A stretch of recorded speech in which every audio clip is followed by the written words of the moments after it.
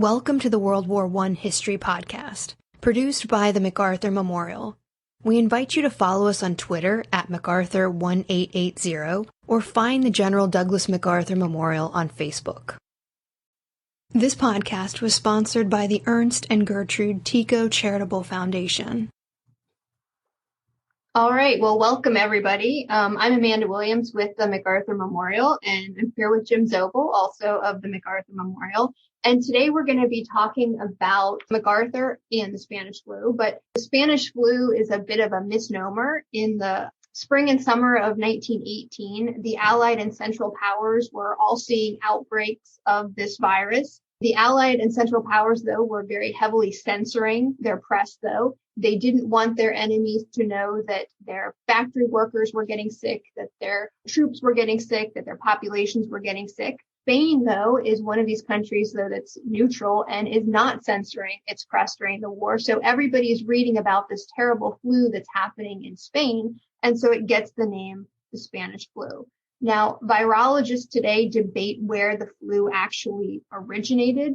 There's an idea that perhaps it was a swine flu that started somewhere in Kansas and then it's brought to the rest of the world by American mobilization during the war. There's also an idea that it originated in Mongolia and that Chinese laborers who were brought to France during the war perhaps brought it to everybody. Those are just a few of the different options, though. And regardless of where it started, it certainly was spread around by all of the troop movements throughout the war. The first wave hits around the spring, summer of 1918. That wave is very contagious, but not as deadly. There's a mutation in the virus, and in the fall of 1918, you have a second wave, and this wave is far more deadly than the first one.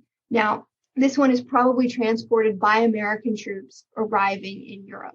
Douglas MacArthur at the time is a brigadier general. He is the commander of the 42nd Division's 84th Brigade, and he's very, very ill around this time, right around the time of the start of the second wave. And we can't say for sure that he was suffering from Spanish flu, but his illness comes right around the time that the U.S. Army is very worried about Spanish flu, reducing the effectiveness of American troops over in Europe and even training back in the States. And so it's very possible that he was suffering from this virus. So that's what we're going to talk about today. So Jim, historians like to talk about how war changes the health environment. Why were the battlefields of World War I so conducive to the spread of something like the Spanish flu? It's the whole environment itself. Today we look at the flu that we have, and you don't know if you have it, for like 3 or 4 days or more. Whereas this flu that was going around back then, they said you would have a whole school full of healthy kids in the morning, and by afternoon, everybody's sick and everybody's laid out. So this is something that happens real fast. Of course, because of the camps, everybody's together. Then when they're on the ships going over, everybody's together. Then as soon as they get to France, they go into more training camps, or they're in the trenches. Everybody's there pretty much communicating it to everyone else. Like you said, in Kansas, the first camp that gets it is that Camp Funston in Kansas. And then it moves to Camp Oglethorpe, which is in Georgia. And that's where they know the first two big outbreaks are. And then everybody starts taking it overseas when they get on these ships. They said over 15,000 people they thought got infected just on the journey going over to France. Some 5,000 sailors will die, merchant marine, the people that are operating all these ships, they'll all contract it. And a lot of these people will die. I think there was that one, the Leviathan was a transport that was going over, and they had as many as like 55 deaths in one day as they were going across the Atlantic. And so then all these people get to France, and they will just start spreading it there as well, and so it's just kind of this perfect situation as far as people being together in this war effort and having to keep it going that just keeps getting a lot of people, sicker and sicker and sicker. And I imagine, especially for the troops, once they actually get to Europe and they're in the trenches, 1918 is a very unseasonably kind of cold and wet year. And that's probably not great for your immune system, I'm guessing. Well, yeah, and you got to think, because of the rains, because of the wet, because of you're in these trenches, you're in dugouts, which are just pneumonia makers in themselves. And then you've got bad food. You're not getting a lot of sleep. So your immune system doesn't have the ability to really counteract a lot of, what's going on. And they say that's what happens to most of them is they contract the flu, but most of the people die from pneumonia, and from some other respiratory illness that they contract when they get the flu itself. Like you said, the first one is kind of you're over with it in 3 days, but the next one is a lot deadlier. Yeah, I bet it's very deadly for people who have had, been exposed to mustard gas and stuff like that then, and something else to attack your respiratory system. What kind of environment is the 42nd Division in at the start of this second wave? Well, in September, they had over 2,500 deaths in the AEF itself. So it's starting to get, really prevalent. The 42nd Division had just gone through the Ork River campaign. And there, the weather had been horrible and they lose thousands of troops. This is like their worst battle, worse than even the Meuse-Argonne. And so then when they go to Bourmont, which is about right south of Saint-Mihiel, which the next campaign will go to, they're getting in thousands of replacements. And so all those replacements are bringing in that sickness, in late August and early September. One of the regimental commanders, Ernest Bennett, he runs the Iowa National Guard Regiment that's under MacArthur's command. He's got influenza really, really bad throughout July and August. And by September, he's gone. There was a lot of other problems. I mean, this guy was saying that the regular army was just crucifying the National Guard to save themselves in all these campaigns. But they said he was also just really so wrought with this influenza that he had.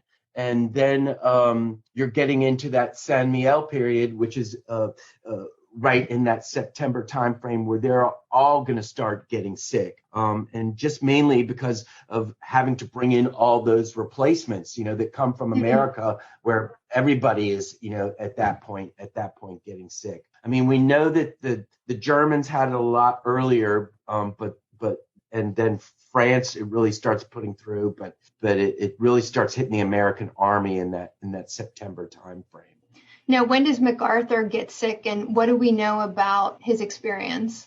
George Leach, who is head of the 151st Artillery, they were a Minnesota National Guard unit. He put out this book after the war called War Diary, and it's his diary of, every day he goes through. And on the 10th of September, he went to see Douglas MacArthur because the next day was the opening of the Saint-Mihiel campaign. And he said when he got there, Douglas MacArthur had the flu and he was laid out in bed and had been in bed, for like a day or two. He's still doing all his work, but he's not moving around. And Leach said he went in there and Leach was really upset about the way the First Corps had done the Corps commanders had done the artillery scheme for the Division of the Rainbow. And so Leach and MacArthur change it that night, but they don't tell anyone. And that's where that famous story comes from that you're only made famous by the rules you break, that MacArthur says that to Leach at that time. But Leach said right to him, you're not going to be there tomorrow. You're not going to be at the front of your troops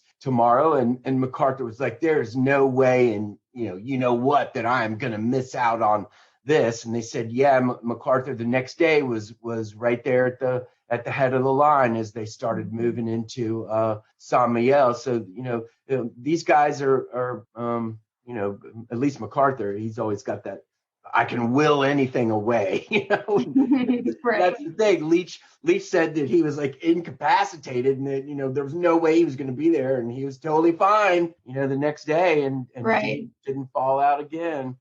A man of destiny. Okay, so what about the American Expeditionary Force as a whole? Obviously, there is a lot going on in terms of combat and troop movements in October and into November 1918. How does Pershing tackle this problem of the flu affecting the troops?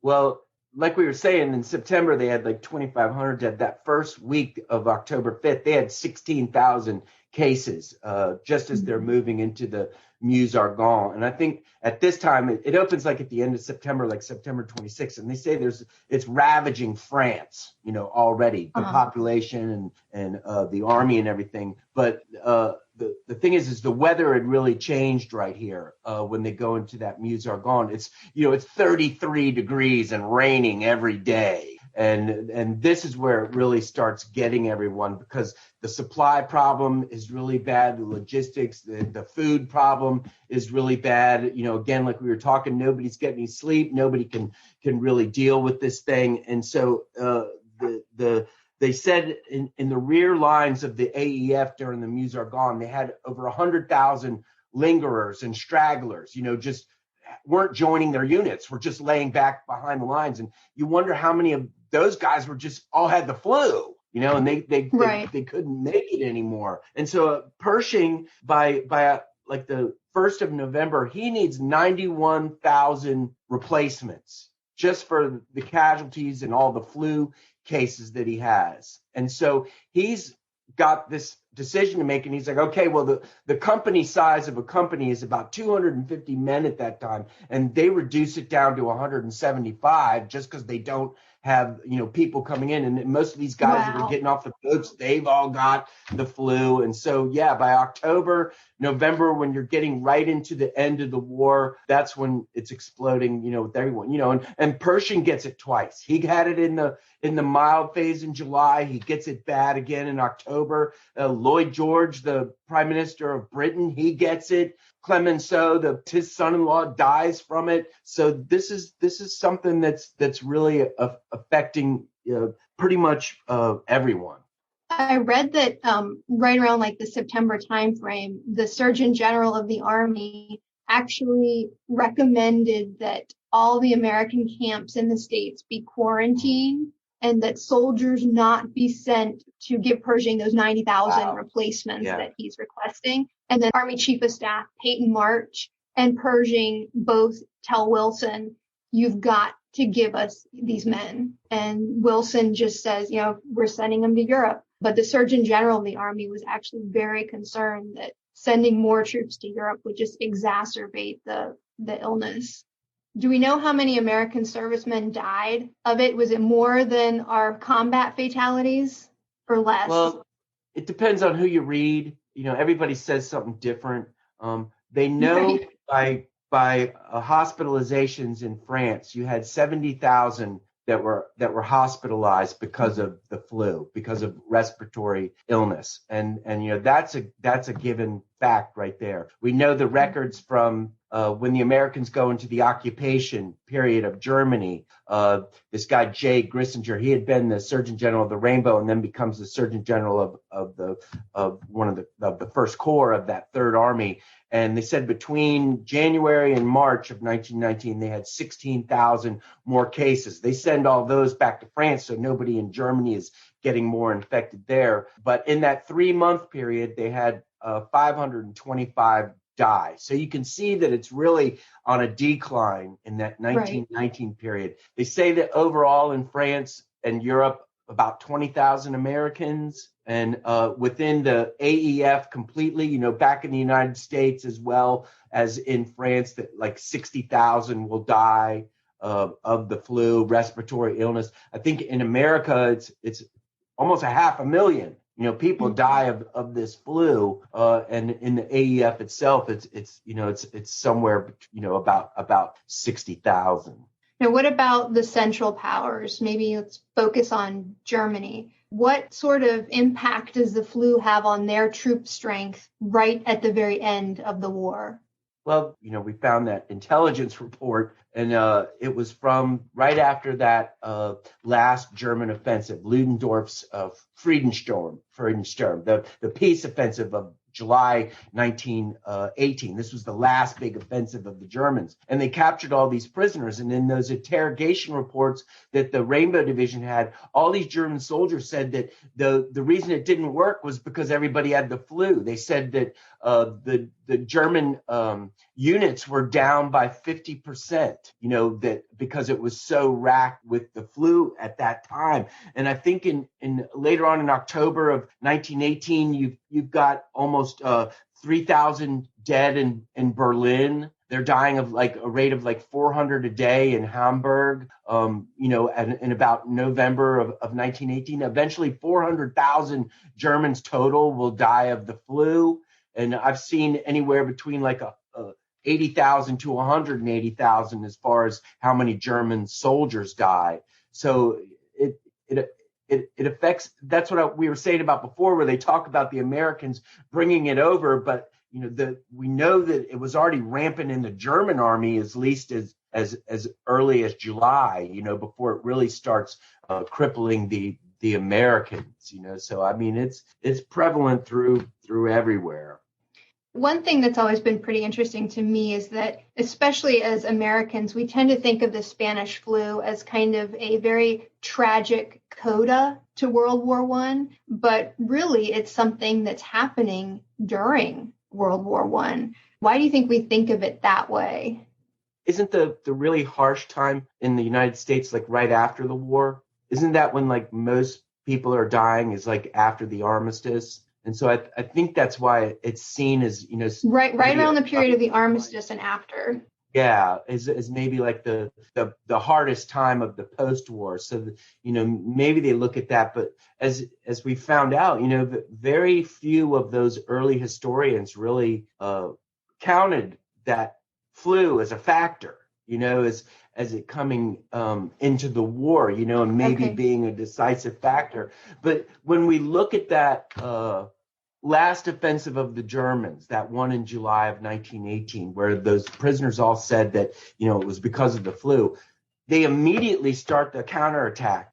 Foch does right after that. That's, immediately as soon as that offensive ends on like the 16th of July, like the 18th of July, they're hitting Soissons. And then the Einmarn offensive starts, then the 100 days, and then the march in, going into Germany. So, I mean, you can say that has a very decisive effect, at least as far as taking advantage of that failure of, that last offensive to finally start that counterattack. Now, Foch had finally been able to build up a reserve of troops. The British had given him some, and he had all these Americans coming in. But, if the Germans hadn't been so whacked by, the flu in that July time period, who knows? So, I mean, it does affect the war.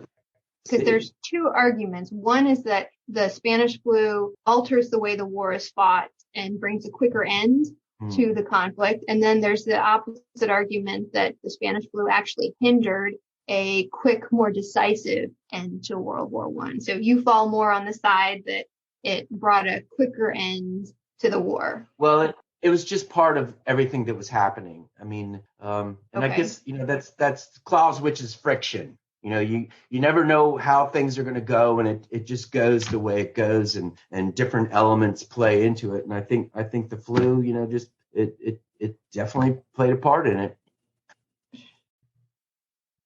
Thank you for listening. If you have questions, suggestions, or comments, we want to hear from you. You can find us on Twitter at MacArthur1880, on Facebook as the General Douglas MacArthur Memorial, or you can email MacArthurMemorial@norfolk.gov.